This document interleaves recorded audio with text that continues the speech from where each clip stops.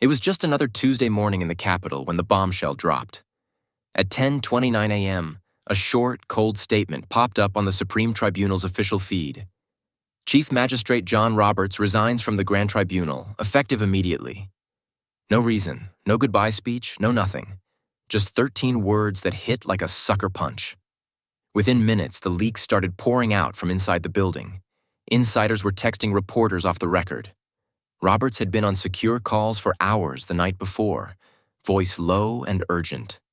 He'd ordered his entire schedule wiped clean, meetings canceled, appearances scrubbed. A black SUV rolled up to a side entrance at dawn, and he was gone before the sun came up. One aide whispered to a friend, "It wasn't a resignation. It was an escape." Another said he looked pale, hands shaking as he signed the paper. Everyone knew the same unspoken truth. Nobody walks away from a lifetime appointment unless something massive is about to blow up in their face.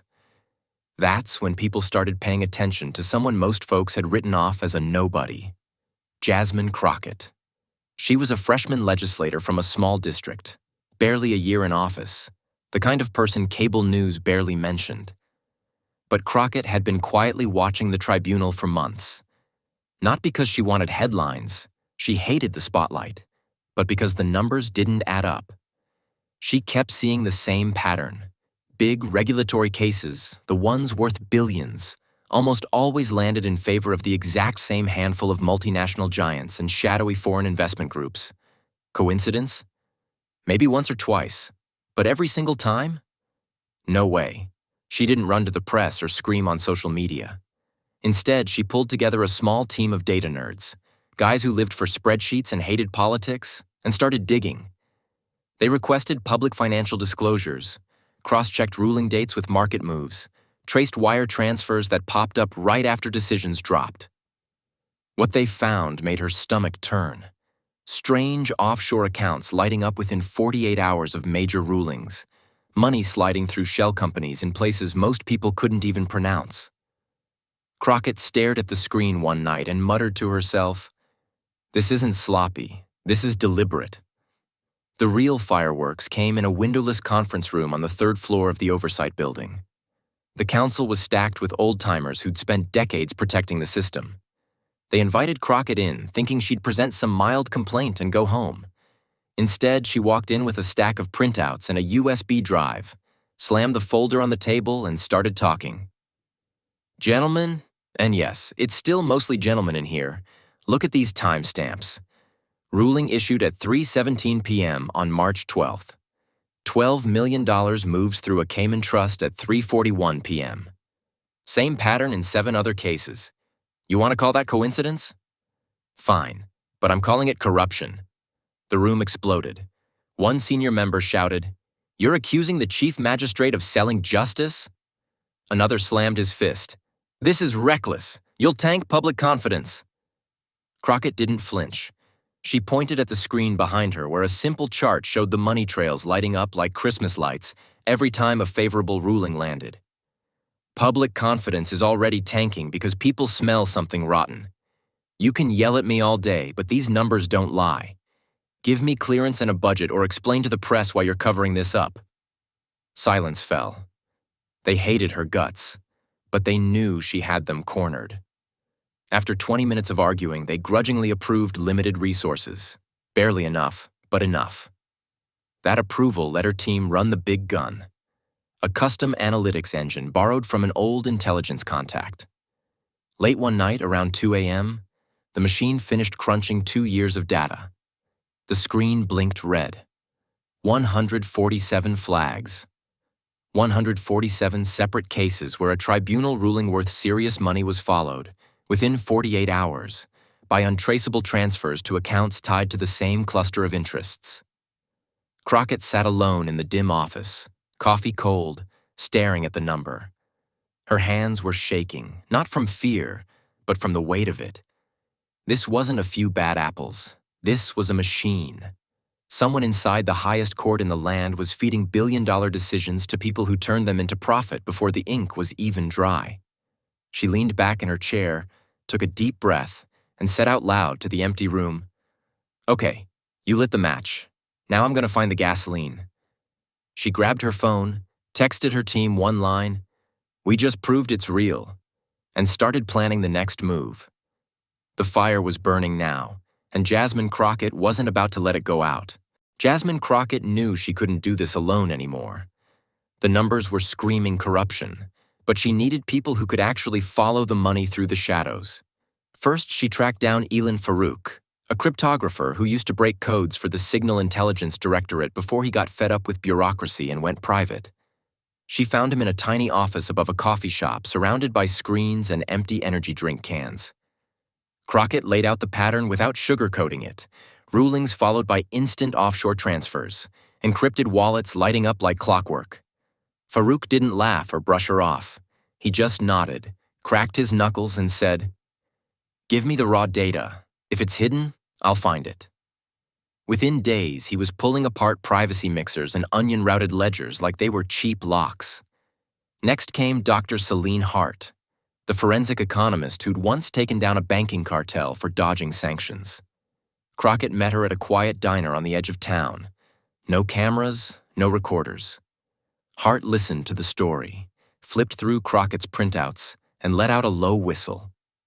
"This isn't random bribes. These are routed through sovereign wealth funds, state-owned money with diplomatic cover. That means foreign governments might be in the mix, or at least letting their money do the talking." She agreed to join on one condition: full access, no red tape. Hart started mapping the pipes, every transaction, every beneficiary, every hidden hand. Pretty soon, she was showing Crockett how the same clusters of foreign development banks kept popping up right after the tribunal handed down billion-dollar favors. The third piece was Colonel Adrian Wolfe, a grizzled ex-intelligence liaison who'd spent years assessing threats during cyber standoffs and diplomatic crises. Crockett reached him through a back channel at a veterans bar. Wolfe was skeptical at first, another politician chasing headlines. But when she showed him the pattern of money moving before markets even knew the rulings existed, his eyes narrowed. He ran his own quick risk assessment using classified templates he still had access to. 2 days later, he sat across from her in a borrowed conference room and delivered the verdict in one flat sentence. "This is operation level, not domestic corruption, espionage, influence campaign, national security vulnerability." Crockett felt the air leave the room. Wolfe wasn't exaggerating. If foreign players were buying advance looks at judicial decisions, they could swing entire economies. That same night, Crockett's phone rang at 1:17 a.m. blocked number. A distorted voice, calm and cold. "You're digging where you shouldn't. Walk away while you still can." Click. She stared at the screen, heart hammering, then turned it off and went back to her notes. The threat didn't scare her off. It lit a fire. She doubled down, telling her team, "They're nervous. That means we're close." Paranoia crept in after that. She started varying her routes home, checking her car for trackers, sleeping with one eye open. But she never slowed down.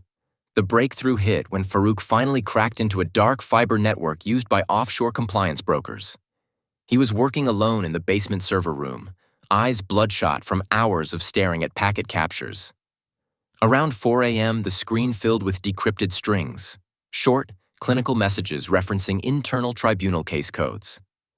CN482 cleared. Transfer window 24 hours. S24 motions resolved. Execute bundle. Ruling authenticated. Wire through Horizon Trust. Every single one time-stamped hours, sometimes days, before the public decisions dropped. Crockett rushed down when he called. They stared at the evidence together. This wasn't just leaking rulings. This was selling them in advance so syndicates could trade on insider info, move billions, and cash out before anyone else knew what hit the market. They needed confirmation from someone inside. Crockett's team quietly pulled in a mid-level tribunal clerk who'd been flagged for suspicious overtime on big cases. They brought him to a secure off-site room. No windows, no phones. Crockett didn't yell or threaten. She just laid out the decrypted messages next to his login records and said, "These went out on your shift. You want to explain, or should we let the feds handle it?" The clerk's face went white. After 10 minutes of silence, he cracked. Tears in his eyes, voice shaking, he admitted the truth. Certain justices were getting advisory notes from external firms, notes that shaped how cases were framed. In return, pre-ruling intel flowed out through secure channels. It was strategic trading on a massive scale. Crockett recorded every word. When he finished, she looked him dead in the eye and said, "You just helped save the country. Don't disappear on me now." Armed with the confession and the cracked messages, Crockett requested a sealed briefing with the Directorate of Counterstrategic Influence. The room was small, windowless, packed with stone-faced analysts in dark suits. She didn't waste time on pleasantries. She hooked up her laptop, pulled up the evidence, and started walking them through it. Timestamps, transfers, the clerk's taped statement. Halfway through, one analyst muttered, "Holy hell."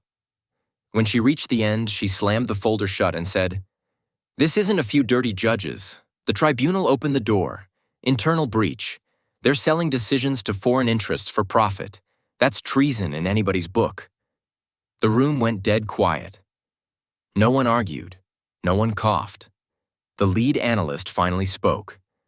"We're confirming this now, but if it holds, the chief magistrate already knows. That's why he ran." Crockett felt the weight settle. Roberts's resignation wasn't random. It was the first domino falling because the whole damn house was about to collapse. She walked out of that briefing knowing the fight had just gone from oversight to full-on national security war. And she was right in the middle of it.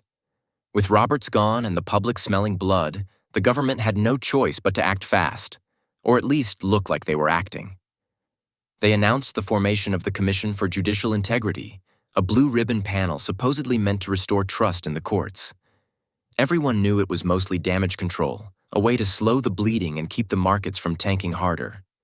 But once the commission got rolling, Dr. Alina Carter took the lead on the data side.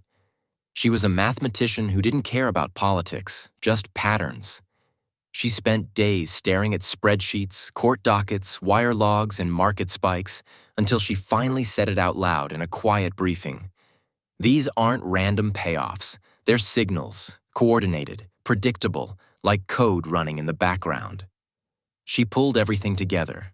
Ruling dates, transfer timestamps, beneficiary accounts, and the lines lit up across borders. The same international trust networks kept showing up, layered behind shell companies and nominee directors in half a dozen countries.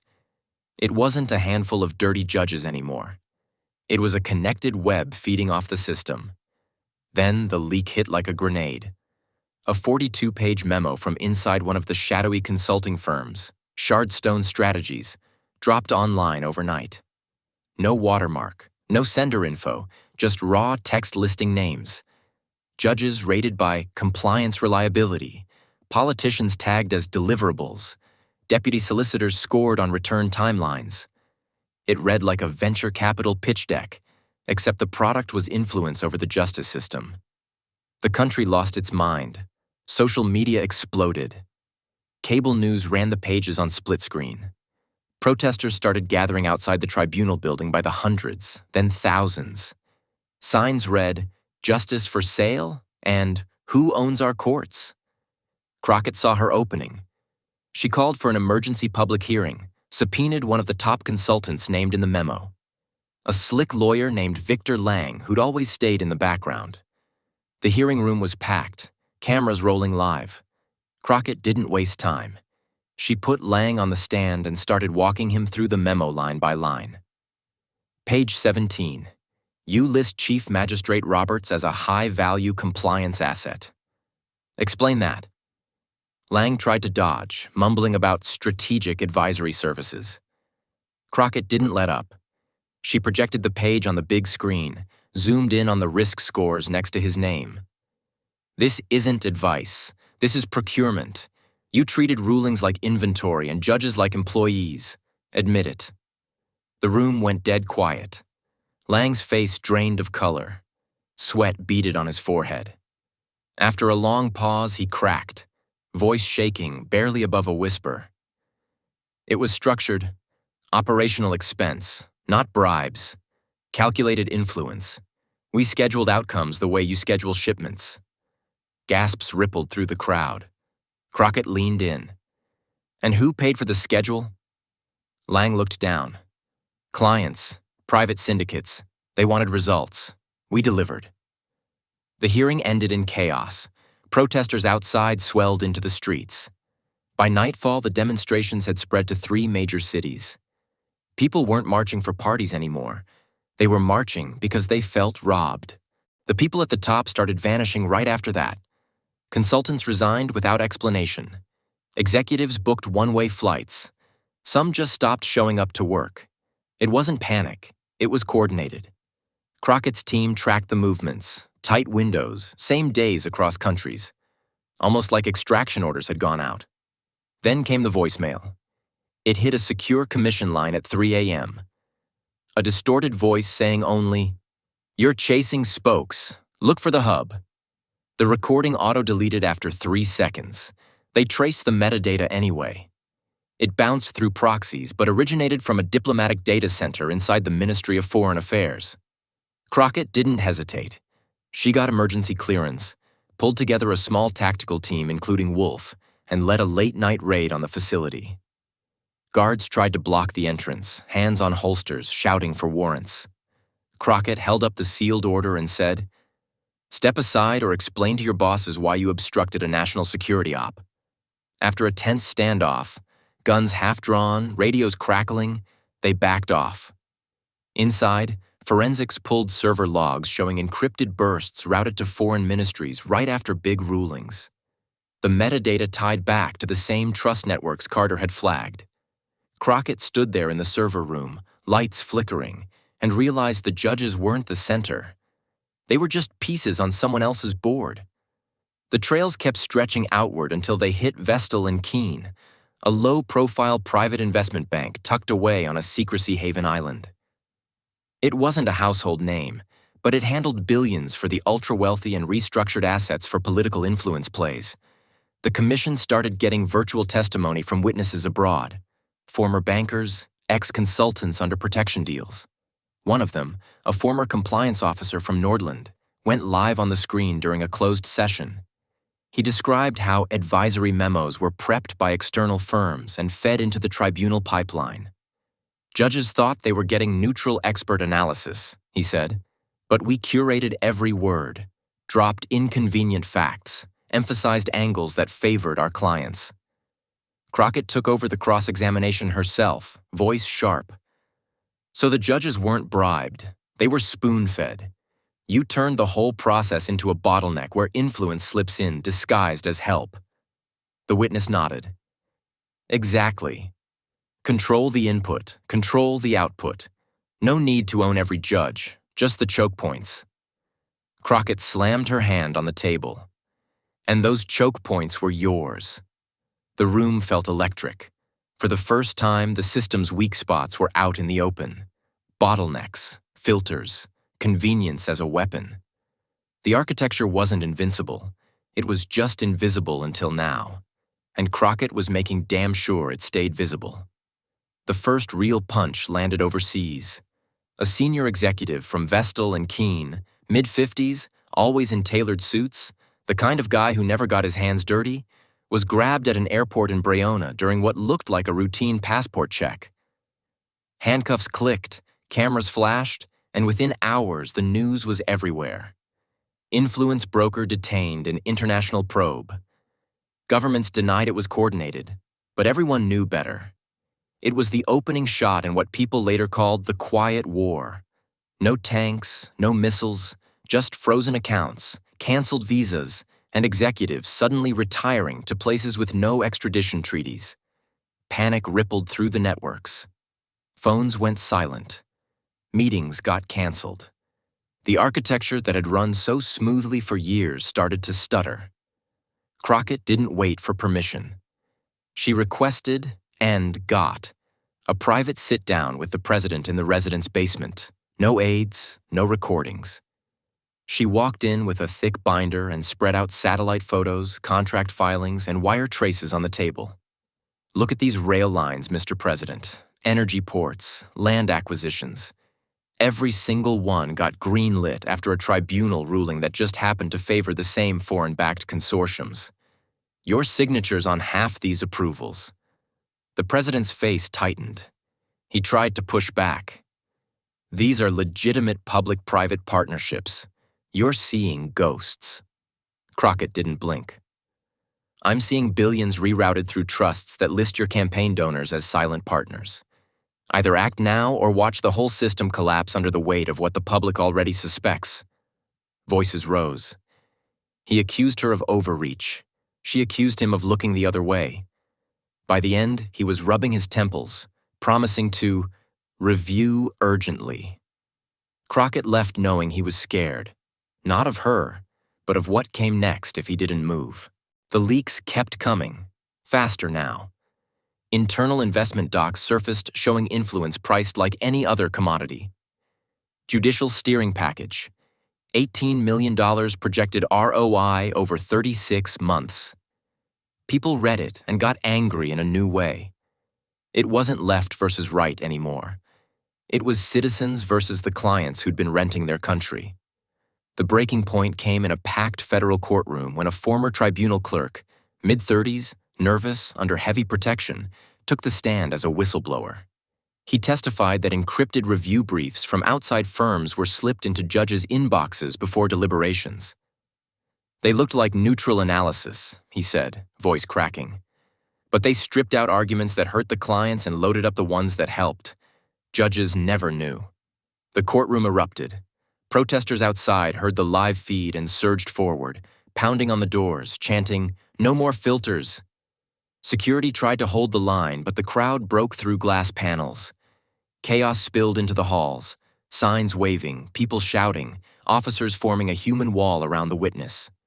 Crockett watched from the gallery, heart pounding, knowing this moment had just turned the tide from whispers to roars. The final layer peeled back in a windowless ops room at 3 a.m. Crockett's team had traced compliance filings from Vestal and Keene to a ghost entry.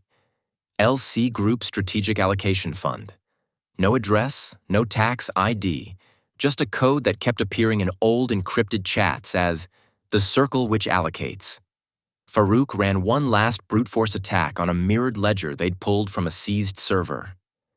The screen filled with names, rotating syndicates, temporary alliances of ultra-wealthy players pooling cash for specific outcomes.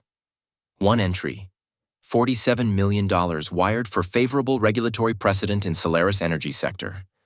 Another, advance payment for infrastructure access ruling. Crockett stared as the pieces locked in. This wasn't a conspiracy.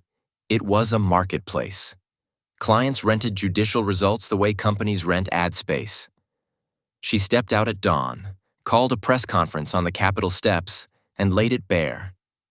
We've uncovered a system where justice is bought and sold like futures contracts. The circle isn't one person. It's whoever has the money and the will to pay for reality on their terms. Cameras flashed. The quote went viral in minutes. The president went on national television that night, face drawn, reading from a teleprompter. He admitted systemic compromises, promised immediate reforms, and swore to protect sovereignty. It backfired hard. People didn't hear reassurance. They heard confirmation that the rot went all the way up. By midnight, the Capitol streets were flooded with tens of thousands. No party flags, no slogans, just ordinary people holding pocket constitutions and signs that read, "This is our country." Crockett joined them on a makeshift stage, megaphone in hand.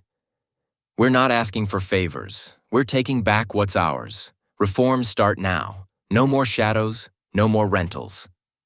Cheers drowned out the traffic. Then a sharp crack split the air. A muzzle flash from a rooftop across the square. The crowd screamed. Wolf tackled Crockett to the ground before the second shot could fire. Secret Service swarmed.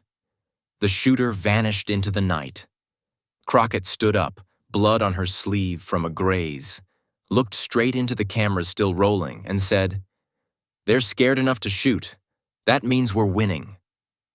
The image of her standing defiant, crowd roaring behind her, became the symbol nobody could ignore. The emergency session lasted 36 straight hours. Parliament suspended the High Tribunal pending review. Foreign advisory firms got banned from court pipelines overnight. Expulsions started for consultants with questionable ties. Crockett chaired the final commission meeting in a room thick with exhaustion and cigarette smoke. Dr. Carter spoke last, voice steady. "We can arrest people, we can pass laws, but we can't shut it down completely. The architecture exists because governments let it. The only real fix is to refuse to participate." Arguments exploded. Some wanted military tribunals, others full nationalization of key sectors. Crockett let it rage, then cut in. "She's right. Sovereignty isn't a speech. It's a choice we make every day. We choose transparency over convenience. That's how we rebuild." The room quieted. They voted to recommend sweeping reforms, judicial firewalls, mandatory disclosure for third-party briefs, public registries for lobbying capital. It wasn't perfect, but it was a line in the sand. Other countries watched and moved. Nordland launched full audits of foreign legal consultants. Briona pulled back infrastructure deals tied to private trusts. Samara set up the first real-time tracking system for cross-border influence money. A defected Vestal executive appeared via secure video at an international tribunal hearing, face blurred but voice clear. He walked Crockett's team through cross-border ops, how syndicates shifted funds between nodes, how Solaris rulings were used as leverage in 3 other capitals. "It was never about one country," he said. "It was standardization. Make the rules the same everywhere so the clients can scale." Crockett asked the killer question on live feed. "Who gave the final go?" He paused. No single person, just the highest bidder at any given moment. The testimony hit global headlines and forced more hands to show. Back home, markets tanked hard, foreign capital fled, stocks bled, but something shifted underneath. People stopped arguing ideology and started talking structure.